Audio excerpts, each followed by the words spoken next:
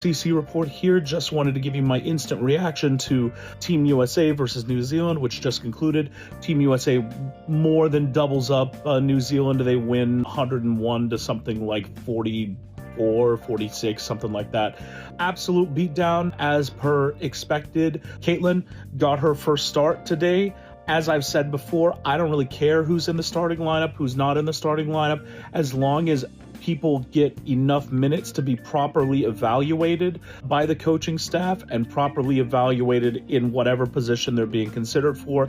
That is the only thing that really matters to me. Caitlin got a significant amount of runtime, almost 20 minutes worth, which is more runtime, I think, than any other guard that was out there today. So great, good. A lot of material for folks to look at, a lot of material for folks to evaluate. Here is my evaluation. Caitlin played well enough over the first 3 quarters. She was played off ball almost exclusively when she got the start. Chelsea Gray also started and was starting at the point guard position, and Caitlin was in deference to Chelsea Gray when it came to ball handling and all that. That trend continued all the way through the first 3 quarters. Prior to the 4th quarter, she had only accumulated 7 points. She accumulated something like 3 assists. Not a bad showing, but not the best showing. She was kind of middle of the pack, taking a back seat to other players. Kelsey Plum had a really good start to the game. Paige Beckers was playing well throughout the game. Angel Reese had a great start to the game. Ryan Howard was absolutely insane, on fire all game from 3-point. But Caitlin was really taking a back seat to all those players. And then in the 4th quarter, Caitlin assumed the point guard responsibilities, and she was subbed in at about the 7-minute mark in the 4th quarter as the point guard, and instantly, completely, the game tone changed. She instantly kept finding Kiki Iriafen over and over and over again with bullet passes right under the rim, the easiest layups that Iriafen has ever made. Monique Billings was in there as well. Monique Billings was the primary beneficiary of a lot of Caitlin passes. Suddenly her assist total doubled. She ended up with 6 assists for the game, and her point total also went up. Caitlin's went from 7 points all the way up to 14 points. She ended up being the 2nd leading scorer for the game.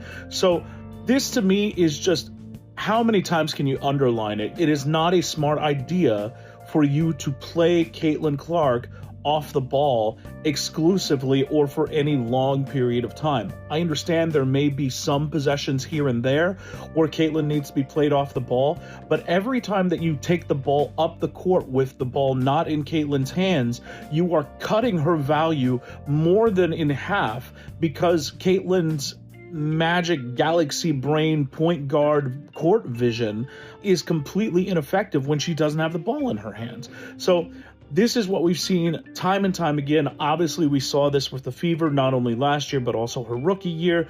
But now we're seeing it again manifest in Team USA. It doesn't matter who the point guard is if it's not Caitlin. If it's Chelsea Gray, if it's Paige Beckers, if it's Kelsey Plum, they just don't have the same type of point guard vision that Caitlin has. And as a result, even though Caitlin is on the floor, the only way that she gets to use her point guard vision is if she has the ball in her hands. The only way she gets the ball in her hands when she's not the primary ball handler is if somebody passes it to her with the intention of her scoring.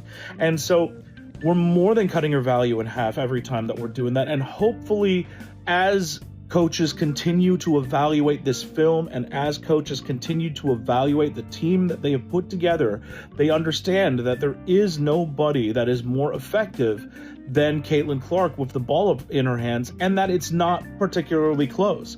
This is not to impugn the abilities of Chelsea Gray, who is an extremely accomplished point guard. This is not to impugn the abilities of Paige Beckers, who is not a natural point guard and whose strengths are scoring the basketball, even though she does have that sort of galaxy vision.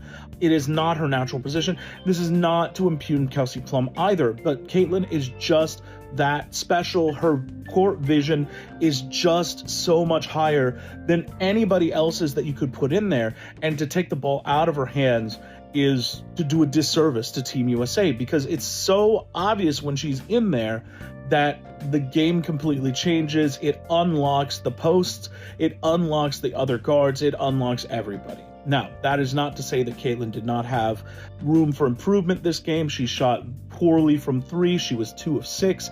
The looks that she was getting were good looks. She just missed them. And that happens, you know, like it is not a big deal. The 3-pointers she did hit were no more open or less open than the other 3-pointers. They just happened to go in. Sometimes you have a good game from 3, sometimes you don't. Rhyne Howard, unbelievable game from 3.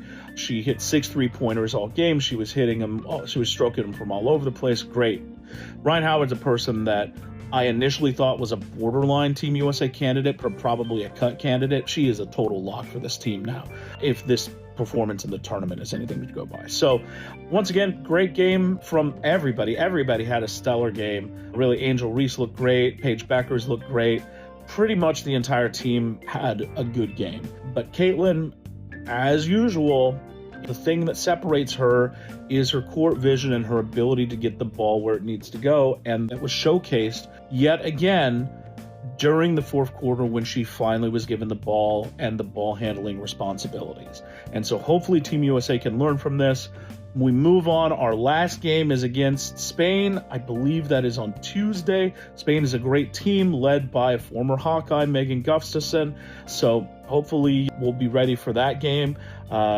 And yeah, ladies and gentlemen, I anticipate maybe having another video out sometime tonight. The CBA hopefully will be signed at some point tonight. If it's not signed by tonight, we are almost certainly looking at a delay of the season. So hopefully we are looking at another video tonight or tomorrow at the latest. But ladies and gentlemen, if you've enjoyed this one, please make sure to give it a like, subscribe to the channel.